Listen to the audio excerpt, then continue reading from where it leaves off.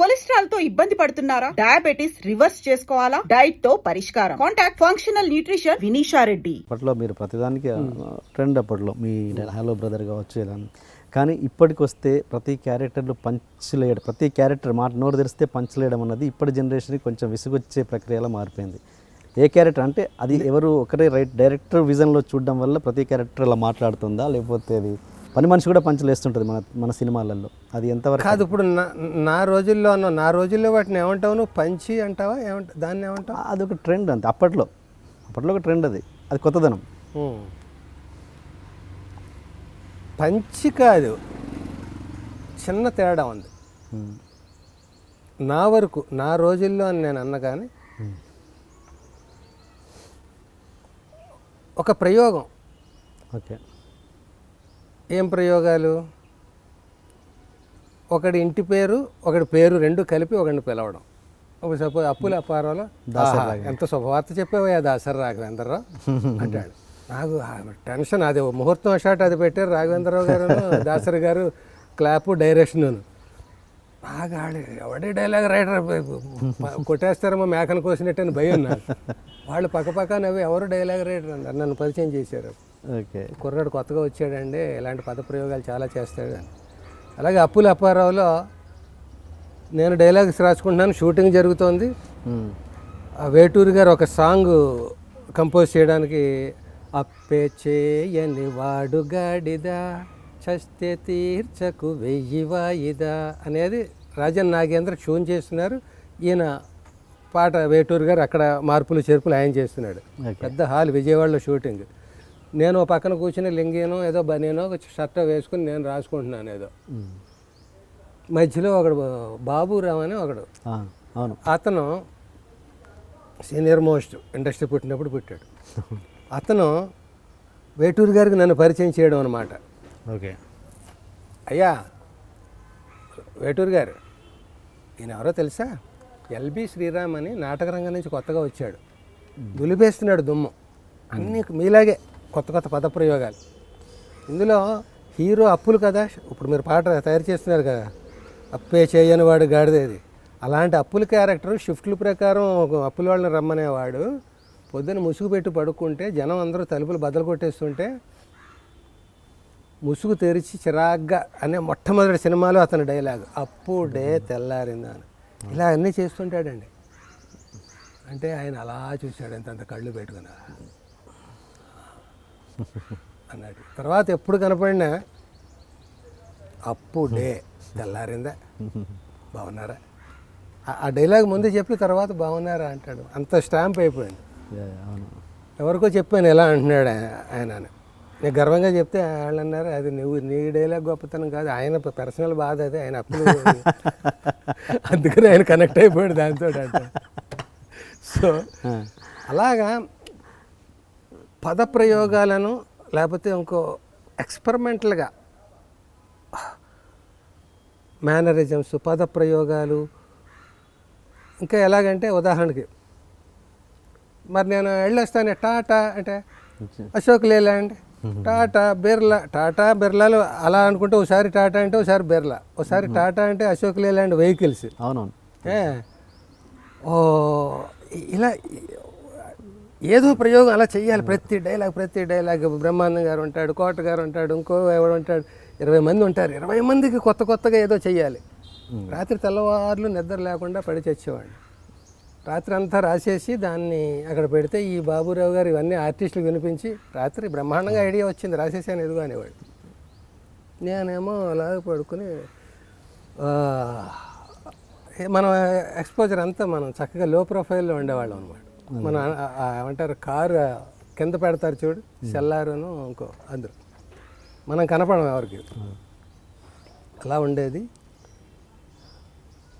ఇవన్నీ అప్పుడు మా కాలంలో పంచ్ అనే మాట తక్కువయ్యా. ఇప్పుడు కొత్తగా పంచి డైలాగులే నా తర్వాత ఎక్కువ వినిపిస్తున్నాయి. అది ఒక బాణి అంటామా ఏమని,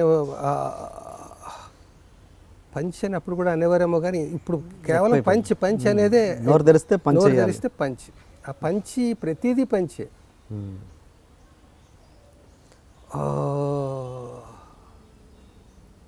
అంటే కొన్ని మామూలుగా రాసినా కూడా, లేకపోతే అది నిజంగా పనిచేయనా కూడా ఆ చెప్పే హీరోని బట్టి అది దాని రేంజ్ అలా తారాజోలా పెరుగుతుంది. మొక్కే కదా అని పీకి పారేస్తే పీక కోస్తా అనేది నిజంగా అందులో అలా ఉంటే పంచులు బాగుంటాయి. దానికి అందులో జీవం ఉంది, లైఫ్ ఉంది. ఇందాక మనం అనుకున్నామే కామెడీను దాంట్లో సోల్ ఉండడం అనుకున్నామే. చిన్న మొక్క కానీ పీక కోస్తా, దీని పీక నువ్వు కోస్తే నీ పీక కోస్తా అనేది ఒక అందులో వృక్షాన్ని ప్రకృతిని ఆరాధించినట్టు ఉంది. చిన్నదాన్ని చిన్న చూపు చూడకనేది ఉంది, రథం ఉంది, జీవం ఉంది. అలాంటివి పంచేసి అంటే భలే ఉందిరా అనుకోండి. ఇంక ప్రతిదీ పంచే. నిలబడకపోతే కూర్చో, అదో పంచి. కూర్చోలేకపోతే పడుకో, ఇది పంచి. అసలు పంచికి అసలు డెఫినేషన్ ఏంటి? పంచికి లాల్చీయే డెఫినేషన్ ఏంటి? అదే అంటే సినిమాలో ఉన్న క్యారెక్టర్లు అన్నీ పంచేయాలని వేసుకోవాలన్నట్టు టార్గెట్ పెట్టుకుంటారా? ఇట్లా నాకు అర్థం. అందరూ పంచి ఎలా వేస్తారు అసలు? అదే అంటున్నా. అదంటే అది రైటర్ యాంగిల్లో నుంచి వచ్చిన ఇది, లేదా డైరెక్టర్ యాంగిల్ నుంచి వచ్చిన ఇది, అంతే కదా. అది నేను అనేది అంటే దానివల్ల సబ్జెక్ట్ డైల్యూట్ అయ్యే ప్రమాదం ఉంది కదా అని అంతే నేను అనేది. అట్లా ఒక్కొక్కసారి వ్యామోహం తప్పులు చేస్తుంది. ఎలా తప్పులు చేస్తుంది అంటే, ఒక చోట మోర్ దాన్ వన్ రైటర్స్ ఉంటారు. రైటర్స్ ఎందుకు ఉంటారంటే ఇవాల్టి ఈ టార్గెట్స్ని రీచ్ అవ్వడం కోసం.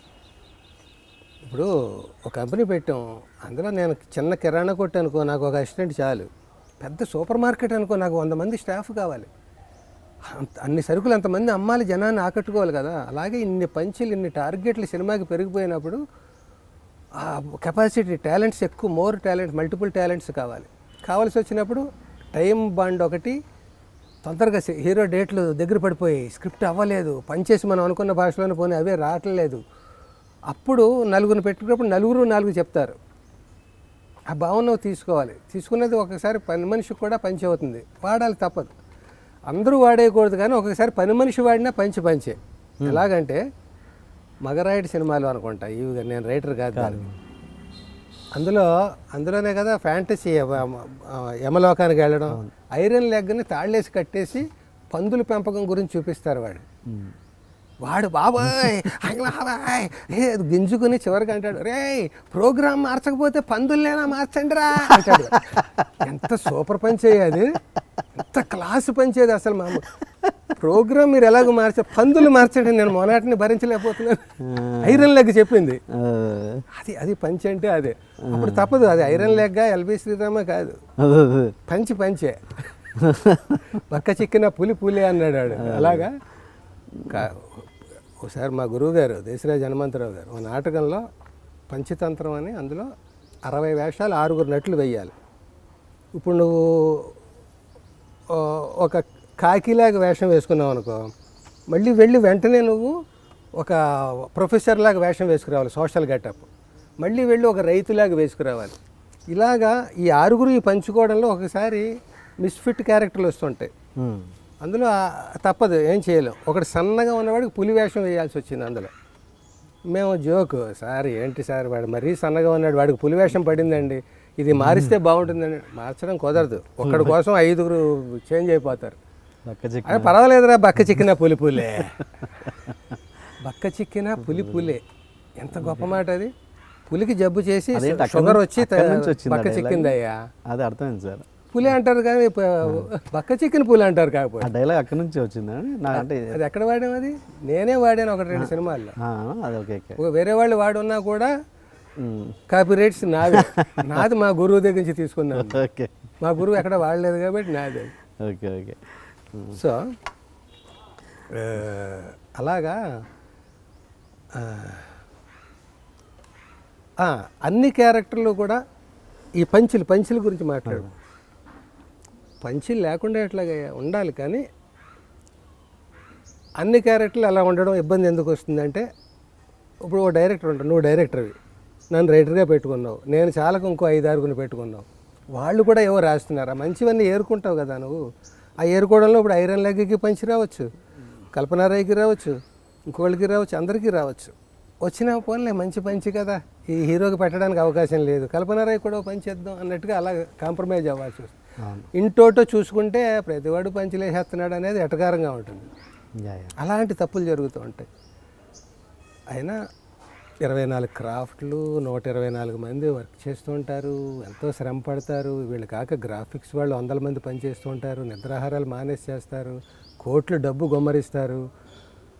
శ్రమ, ఇమేజ్, టాలెంట్ ఇవన్నీ కుప్పలుగా పోస్తారు అక్కడ, పందెంలో వడ్డుతారు. ఇంత చేసి ఓ సినిమా తీస్తే తప్పు జరగకుండా ఎవడు అడ్డుకోగలడు దానికి? జరుగుతుంటే జరగని అసలు తప్పులు లేని జీవితం కానీ సినిమా కానీ మనం ఎందుకు ఆశించాలి? ఎలా ఆశించాలి? First point. అల్టిమేట్గా ఎందుకు ఆశించాలి? తప్పు అనేది ఉన్నప్పుడే ఒప్పు. చీకటి లేకుండా పగలు ఎలా ఊహించుకోలేము. తప్పులు ఇష్టానికి చేసేయకూడదు, కానీ వాటంతట అవి జరిగిన వాటిని తప్పుల్ని ఎక్స్క్యూజ్ చేయాలి. అదేదో బెన్హర్ సినిమాలో ఎలక్ట్రికల్ పోల్ ఏదో ఉందట, అది ఎప్పుడు బెన్హర్ సినిమా, ఎప్పుడు ఎలక్ట్రిక్ పోల్. తప్పదు. అది బెన్హర్ గొప్ప సినిమా కాదంటావా? ఎలక్ట్రిక్ పోల్ పట్టుకు వెళ్ళాడతావా? సో కంటెంట్ దూసుకుపోయినప్పుడు అవన్నీ పట్టించుకోవాలి. అంతే. ఇప్పుడు పెద్ద పెద్ద సినిమాలు పేర్లు మనం చెప్పకూడదు తప్పు, కానీ అవి చాలా మిస్టేక్స్, బ్లెండర్స్ ఉంటే కూడా వెళ్ళిపోతాయి ఇమేజ్.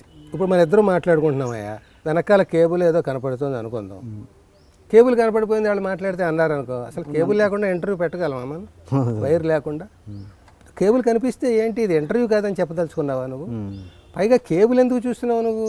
అంటే ఇతని మాటలో పసలేదనే కదా అర్థం. ఇది వదిలేసి వెనకాల చూస్తున్నావంటే అంతే. నువ్వు టెక్నీషియన్ అయితే చూస్తావు. నువ్వు టెక్నీషియన్ అయితే ప్రేక్షకులందరూ టెక్నీషియన్లు కాదు, వాళ్ళు ప్రేక్షకులే, వాళ్ళు కంటెంట్ చూస్తారు. ఒకడో ఇద్దరో టెక్నీషియన్ చూస్తాడు. అది చూడండి, ఒకళ్ళిద్దరి కోసం నువ్వు తీయట్లేదు, సినిమా వాళ్ళు చూస్తారు, కోట్ల మంది జనం కోసం చేస్తావు. తప్పులు జరగని అది క్షమించదగ్గవా క్షమించలేనివా అనేది చూసుకోవాలి. సో ప్రతి క్యారెక్టర్కి పంచిపెట్టడం అనేది మరి కొంచెం క్షమించరాని దినము అల్టిమేట్గా. ఓకే సార్, మనం ఒక టాపిక్ నుంచి ఒకటి ఎక్కడికో వెళ్ళిపోయాము. వెళ్ళాలి కూడా, కంటిన్యూటీ ఉండకూడదు జీవితంలో. నిన్న ఏదో అనుకుని పడుకుంటాం, పొద్దున్న మనం ఒకలా లేద్దాం అనుకుంటాం, గమనం లేవండి అయితే మీకు లాటరీ ఏదో తగిలిందట. ఇవన్నీ రాత్రి అనుకున్నవన్నీ పోయి మళ్ళీ కొత్త మలుపు తిరగాలి తప్ప. మీ లైఫ్లో గొప్ప పార్ట్ ఏంటంటే మీతో ట్రావెల్ చేశాను కాబట్టి అన్నందుకు మీరు ఇంత టాపిక్ వెళ్ళాం మనం.